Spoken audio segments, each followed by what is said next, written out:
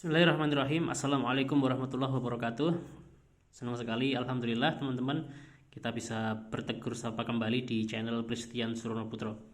Di subscribe ya, jangan lupa agar channel ini bisa berkembang lebih baik lagi. Oke teman-teman, pada kesempatan sharing kali ini saya mau berbagi sesuatu hal yang saya pikir ini cukup menarik untuk saya bagikan kepada teman-teman semua. Jadi kondisi finansial seseorang itu ternyata bisa diramalkan teman-teman. Ramal di sini bukan dalam arti klinik ya, atau mistis, atau pakai ilmu penerawangan, pakai berbagai macam jampi-jampi dan lain sebagainya, tidak. Tetapi ini kita bisa meramalkan kondisi keuangan seseorang itu berdasarkan laporan keuangan. Nah, teman-teman, ini saya dapatkan satu hal yang menarik dari bukunya Robert Kiyosaki yang berjudul Cash Flow Quadrant. Jadi kalau kita mau melihat kondisi keuangan seseorang, itu kita bisa cek dari laporan keuangannya. Sebagaimana halnya kalau kita dulu sekolah, kita ingin tahu bagaimana seorang siswa itu dalam menyerap pembelajarannya, itu kan ada rapotnya, ada penilaiannya. Nilai matematika sekian, nilai bahasa Indonesia sekian, nilai agama sekian, dan sebagainya. Sehingga kalau misalkan dia tidak belajar, maka kedepannya tidak akan berubah. Nah, dalam kehidupan nyata, dalam persoalan finansial, ternyata kita juga bisa meramalkan kondisi seseorang dengan melihat laporan keuangan yang dimiliki oleh orang tersebut. Nah, teman-teman bisa lihat di gambar depan, itu adalah laporan keuangan ala Rich Dad ya, di serial Rich Dad-nya Robert Kiyosaki. Jadi ada dua kotak teman-teman, kotak atas dan kotak bawah. Atas itu ada laporan laba rugi, penghasilan dan pengeluaran, kemudian yang di bawah itu adalah neraca, ada aset, ada liabilitas. Aset itu teman-teman maknanya adalah sesuatu yang memasukkan uang ke dalam kantong kita, sementara kalau liabilitas itu sesuatu yang mengeluarkan uang dari kantong kita. Nah, kalau kita mengeluarkan uang hari ini, maka misalkan kita makan di warung, kita beli sepatu, kita beli berbagai macam hal-hal konsumtif lainnya, itu berarti kondisi kita hari ini ya, keuangan kita hari itu ya segitu gitu ya. Nih teman-teman, pengeluaran. Kalau kita ingin melihat kondisi seseorang di masa yang akan datang, kondisi finansialnya, itu bisa dilihat dari kolom neraca ini teman-teman, dengan melihat aset dan liabilitasnya. Jadi kalau seseorang itu punya aset, sekali lagi makna aset adalah sesuatu yang memasukkan uang ke dalam kantong kita. Jadi uang itu mengalir ke kantong kita, baik kita itu bekerja atau tidak bekerja. Itu definisi aset. Pada prakteknya aset itu bisa dari bisnis, bisa juga dari properti ya. Nah makanya ketika seseorang itu punya aset, kemudian aset itu bertumbuh, bisnisnya misalnya scale up ya, semakin besar, maka kondisi keuangannya di masa-masa yang akan datang menjadi lebih baik. Tapi kalau asetnya itu nol, kemudian liabilitasnya banyak, bebannya banyak, taruhlah misalnya utangnya banyak, maka itu menunjukkan bahwa di masa yang akan datang itu kondisinya akan ruwet ya. Karena apa? Dia menukar sesuatu di yang akan datang dengan kemarin ya. Jadi kalau kondisi teman-teman hari ini itu ruwet dalam hal keuangan, misalnya setiap dapat income, misalnya kalau para karyawan ya biasanya dapat gaji langsung dapat potongan banyak banget ya, entah itu di sana kan ada pajak biasanya ya, ada pajak, ada potongan-potongan banyak lah ya, termasuk potongan utang-utang yang banyak banget itu. Nah itu apa?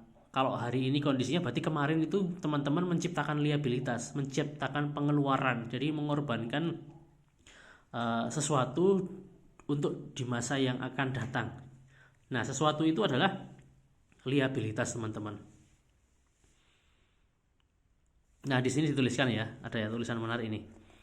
Orang yang tidak memiliki aset yang menghasilkan arus kas, kemungkinan besar akan menderita dan stres di masa depan. Kalau saya menemukan orang yang tidak mempunyai aset, maka pada umumnya bekerja keras untuk selip mendapatkan gaji guna membayar tagihan. Kalau Anda melihat kolom pengeluaran, sebagian besar orang, dua biaya bulanan terbesar adalah pajak dan utang untuk liabilitas jangka panjang.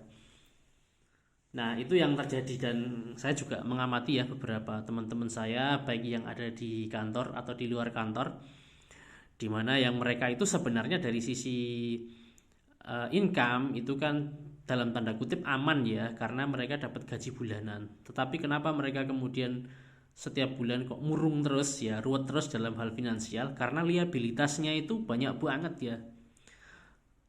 Ya memang banyak faktor ya, salah satunya misalnya terkait dengan lifestyle ya kan, gaya hidup. Jadi istilahnya itu besar pasak daripada tiang. Nah, jadi kalau saya biasanya dapat semacam konsultasi ya dari teman-teman beberapa, baik itu yang ada di teman-teman di dalam kota maupun luar kota ya, bahkan di beberapa kota ya, kota lain ya, karena saya memandu untuk sebuah online course, short course 30 hari jago kelola uang.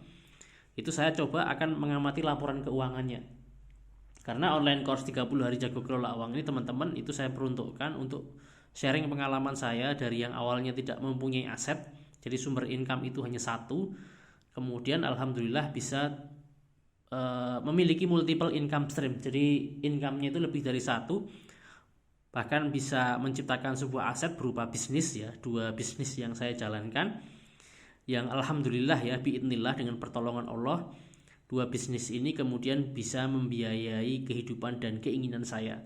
Sementara kalau income dari gaji alhamdulillah masih ada, dan itu saya investasikan ulang 100%. Kalaupun seandainya income dari gaji itu tidak ada pun, sisi keuangannya insya Allah masih aman karena di cover oleh aset berupa bisnis ya. Itu, dan untuk bisa menciptakan aset ini butuh waktu ya, tidak seperti yang disampaikan di influencer yang investasi bodong itu ya, dengan cepat dapat ratusan juta, dapat miliaran, bisa jadi ya, tetapi biasanya sesuatu yang cepat itu dapatnya cepat, hilangnya juga akan cepat biasanya, walaupun tidak selalu ya. Nah, saya belajar bahwa untuk pada satu titik tertentu itu butuh proses, yang proses itu butuh di dalamnya nanti akan terjadi pembelajaran yang menarik. Oke, jadi teman-teman paling tidak bisa meramalkan kondisi dirinya sendiri ya. Saat ini itu antara aset sama liabilitas itu lebih banyak mana? Lebih banyak asetkah atau lebih banyak liabilitasnya? Kalau teman-teman ternyata hari ini itu lebih banyak liabilitasnya, bisa kok ikut short course 30 hari jago kelola uang untuk merubah, bertransformasi agar asetnya menjadi lebih baik, lebih banyak, dan lebih berkembang. Tapi kalau asetnya sudah bisa subtle ya, bahkan menjadi aset yang benar-benar bisa menghidupi ya bagi kebutuhan dan keinginan teman-teman, ya saya ucapkan selamat ya, teman-teman sudah menjadi orang yang benar-benar wealthy dalam arti yang sebenarnya. Oke, itu saja teman-teman, 8 menit ya saya berbagi, mudah-mudahan ini bermanfaat untuk teman-teman. Jangan lupa untuk di subscribe. Assalamualaikum warahmatullahi wabarakatuh.